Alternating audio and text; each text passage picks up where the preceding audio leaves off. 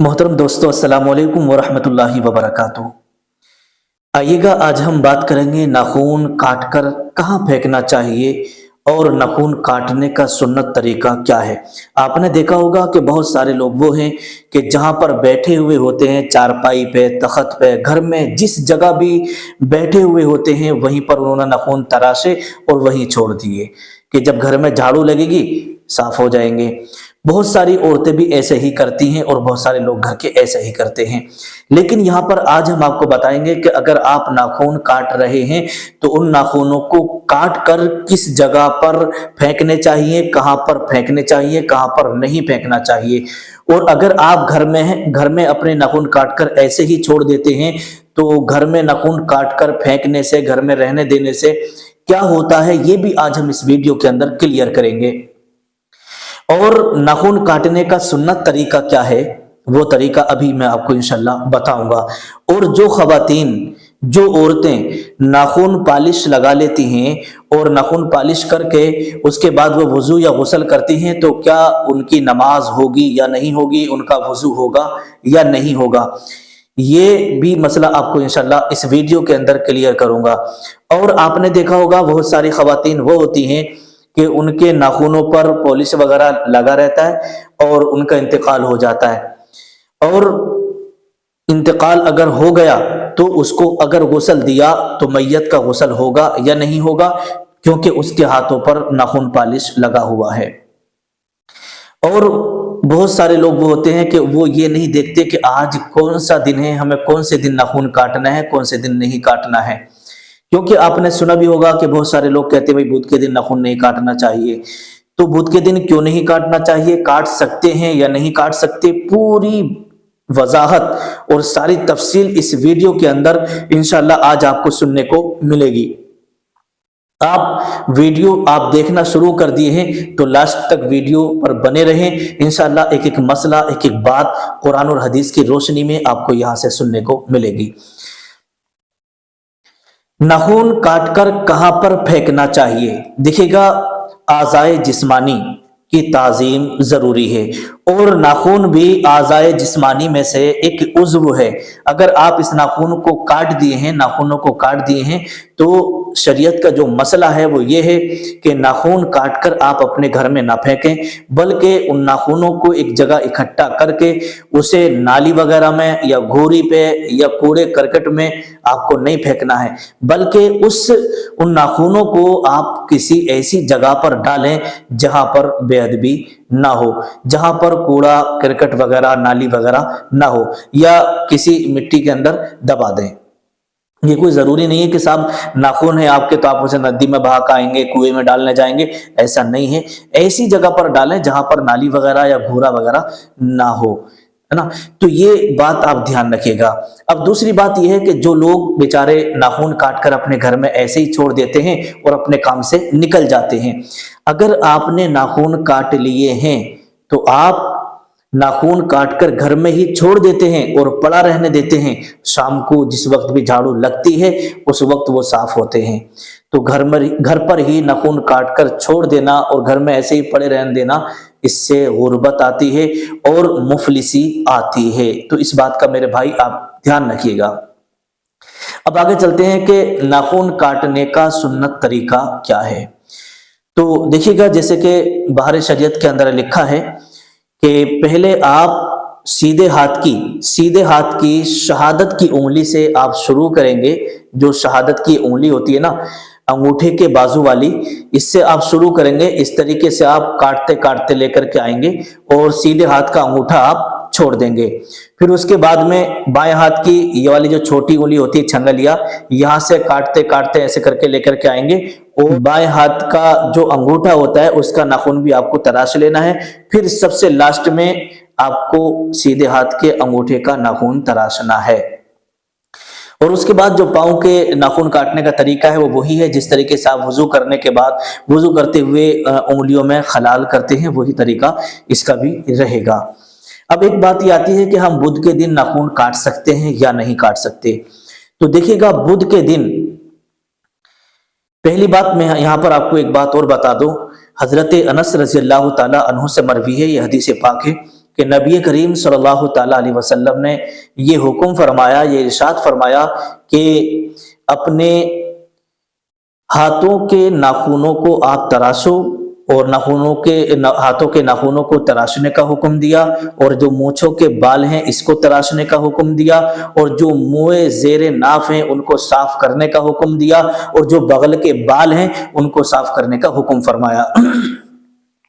اور ایک مدت بھی مقرر فرمائی، ایک مدت بھی متعین کر دی کہ 40 دن سے پہلے ان کو صاف کر لینا چاہیے، اور بال ہیں تو ان کو، جیسے مونچھ کے بال ہیں، ناخن وغیرہ ہیں، تو 40 دن سے پہلے ان کو کاٹ لینا چاہیے، تراش لینا چاہیے۔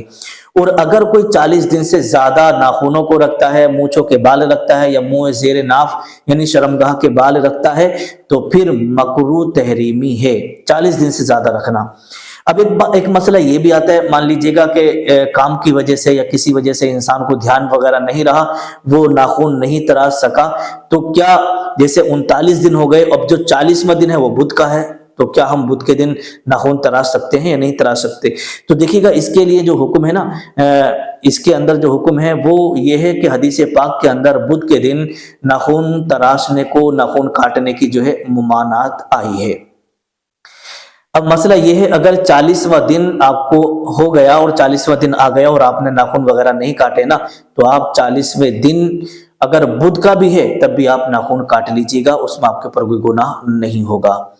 لیکن اس بات کا آپ دھیان رکھیں، جیسے 8 دن میں آپ کاٹتے ہیں، ہر جمعہ ناخن صاف کریے گا اور اپنے مونچھے وغیرہ کاٹتے رہیے گا۔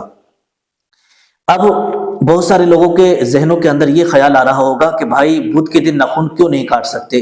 باقی سب دن کاٹ سکتے ہیں؟ تو اس کے تعلق سے علماء نے لکھا ہے کہ ایک بہت بڑے عالم دین اور علامہ طہطاوی صاحب نے ان کا نام بھی ذکر کیا ہے، جو کہ صاحب علم تھے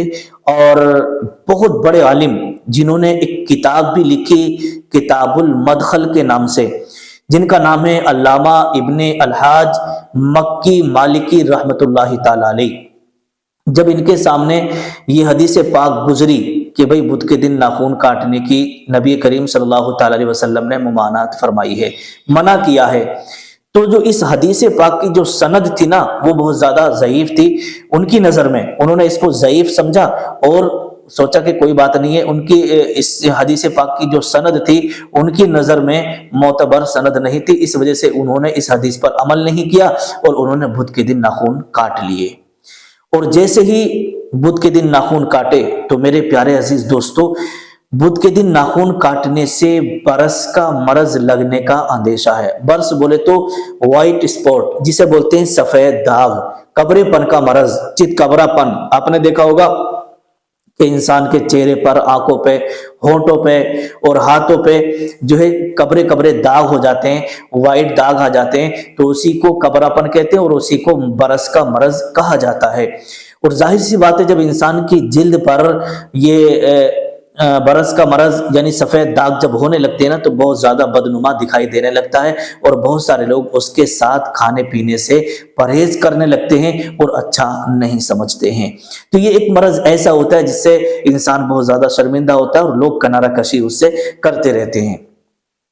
تو یہ برس کا مرض لگنے کا اندیشہ ہے، تو آپ نے اس کی سند کو کمزور سمجھا اور بدھ کے دن ان عالم دین نے ناخن کاٹ لیے۔ ناخن کا کاٹنا تھا کہ ان کو برس کا مرض لگ گیا، سفید داغ ان کے باڈی پر ہونے لگے۔ کچھ دن کے بعد نبی کریم صلی اللہ تعالی علیہ وسلم ان عالم دین کے خواب میں تشریف لائے اور ارشاد فرمایا، کیا تمہیں میری حدیث پر اعتبار نہیں ہوا؟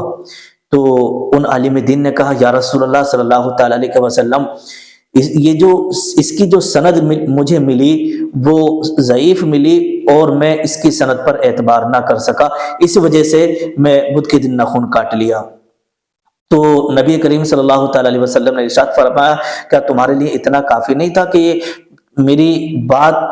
تمہارے لیے کافی نہیں تھی، میری حدیث اس پر عمل کرتے؟ تو ان عالم دین نے نبی کریم صلی اللہ تعالی علیہ وسلم کی بارگاہ میں عرض کی، یا رسول اللہ صلی اللہ تعالی علیہ وسلم، آج کے بعد میں کبھی بدھ کے دن ناخن نہیں تراشوں گا، ناخن نہیں کاٹوں گا۔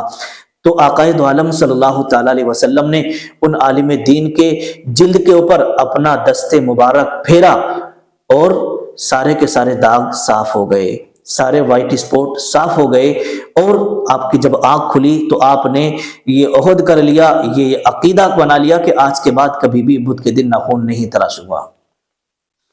تو میرے پیارے عزیز دوستو، ایسا نہیں ہے، دیکھیے ہو سکتا ہے، یہ اندیشہ ہے، ایسا نہیں ہے کہ اگر آپ نے بدھ کے دن ناخن کاٹ لی تو آپ کو برس کا مرض لگ ہی جائے گا، یہ یقینی ہے۔ لیکن ہاں، نبی کریم صلی اللہ تعالی علیہ وسلم کا ارشاد اور آقا دو عالم صلی اللہ تعالی علیہ وسلم کی حدیث ہمارے سر اور آنکھوں پر ہے، جو آقا نے فرما دیا وہ برحق ہے، اور ہمیں اس پر یقین کر کے اس پر عمل کرنا ہوگا، اس پر عمل کرنا ہوگا۔ اب آگے چلتے ہیں، دیکھیے گا، ناخن پالش لگا کر اگر کسی عورت نے وضو کیا تو اس کا وضو ہوگا یا نہیں ہوگا؟ تو دیکھیے کچھ ناخن پالش وہ ہوتے ہیں جو بہت ہلکے کلر میں ہوتے ہیں اور پانی جو ہے تہ تک پہنچ جاتا ہے، اور کچھ ناخن پالش وہ ہوتے ہیں کہ ان کی ناخن پر پرت جم جاتی ہے، تہ ٹیپ کی جم جاتی ہے۔ اگر تہ جم جا رہی ہے تو پھر اگر وہ وضو کر رہی ہیں تو ان کا وضو نہیں ہوگا، کیونکہ ناخن پالش کے اوپر ہی پانی رہ گیا، ناخن تک نہیں پہنچا،